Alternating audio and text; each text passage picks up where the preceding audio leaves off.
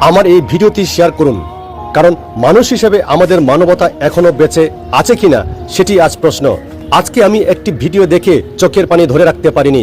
একটা বোবা প্রাণী যে নিজের কষ্টের কথা মুখে বলতে পারে না, গাড়ি ভর্তি ধান, অতিরিক্ত ওজনের বোঝা টানতে পারছে না ঘোড়াটি, কিন্তু সেই অসহায় প্রাণীটির উপরে নেমে এলো অমানবিক নির্যাতন।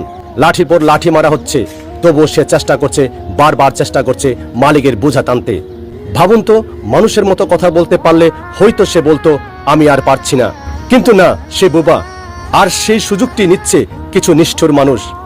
আমরা ভুলে যাই পশুও সৃষ্টিকর্তা আছে, তাদেরও কষ্ট হয়, ব্যথা লাগে।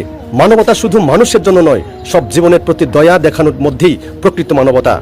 আজ যদি আমরা এই নির্যাতনের বিরুদ্ধে কথা না বলি, তাহলে আমাদের বিবেক আর মানবতার মাঝে পার্থক্য কোথায়?